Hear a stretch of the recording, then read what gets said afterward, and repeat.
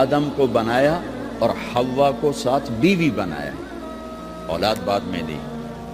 اور ایک اور بات، آدم کو بنا دیا مٹی کا پتلا کٹھا کر کے، مٹی کٹھی کر کے پتلا بنا دیا، 40 سال کے بعد روح ڈالی، چل بھائی جا جنت، اور اکیلے بھیج دیا، بیوی نہیں دی۔ حالانکہ اللہ چاہتا تو ساتھ ہی حضرت حوا کی مٹی کا ڈھیر بھی لگا دیتا، اس کا پتلا بھی تھپ دیتا، فرشتوں سے تھپوا دیتا، اور پھر 40 سال کے بعد دونوں کو کٹھا جنت میں ڈالتا۔ بہت سارے پیغام، اس میں بہت سارے پیغام، تاخیر ساتھ نہیں بنایا، دیر سے بھیجا، انتظار قدر کو بڑھانے کے لیے کہ عورت کی قدر کرنا، کمزور ذات ہے، کمزور مخلوق ہے، قدر کرنا۔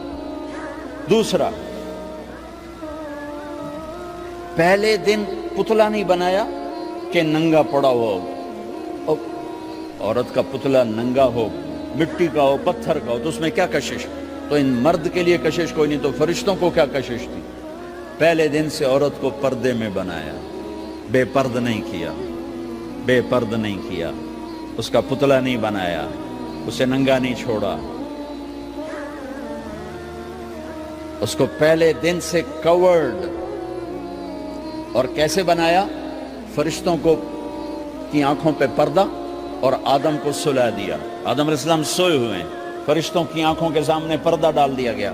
جب آدم اٹھے ہیں، اور ایک اور بات، جنت میں رہ کر بھی آدم علیہ السلام کا دل نہیں لگتا تھا، اداس اداس رہتے تھے۔ اماں آئی تو بابے دا دل لگا، تو اداس رہتے تھے جنت میں۔ جب آنکھ کھلی تو اپنے لیفٹ سائیڈ پہ ایک خاتون، سر سے لے کر پاؤں تک لباس میں۔ آپ نے سنا ہے نا، یوسف علیہ السلام دنیا میں سب سے خوبصورت ہستی پیدا کیے گئے۔ یہ مردوں میں، عورتوں میں سب سے خوبصورت حضرت حوا کو پیدا کیا۔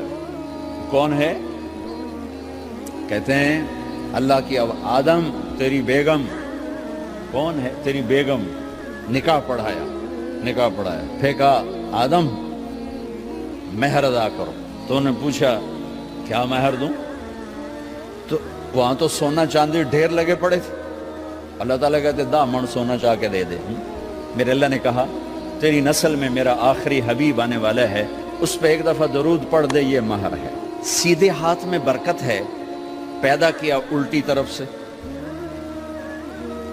الٹی طرف سے کیوں پیدا کیا ہے؟ کہ الٹی طرف دل ہے، اور دل کے نیچے جو پسلی ہے وہاں سے پیدا کیا۔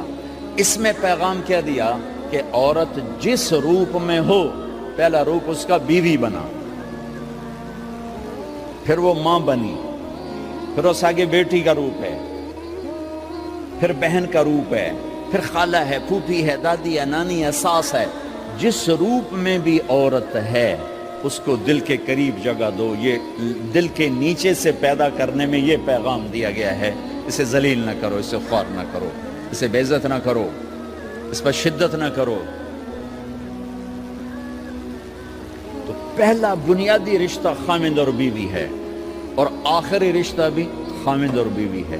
لیکن اس وقت ہمارے معاشرے میں خامند سے زیادہ اس کے ماں باپ حق جتلاتے ہیں، خامند سے زیادہ اس کی بہنیں حق جلاتی ہیں، خامند سے زیادہ اس کے رشتہ دار حق جتلاتے ہیں، اور جھوٹی سچی شکایتیں لگا کر بیوی سے متنفر کرتے ہیں، اور کہیں بیوی کو خامند سے متنفر کرتے ہیں، آپس میں لڑائی لڑا کے پھر خوش ہوتے ہیں۔ میرے نبی سے پوچھا جائے یا رسول اللہ آپ کو سب سے زیادہ کس سے پیار ہے؟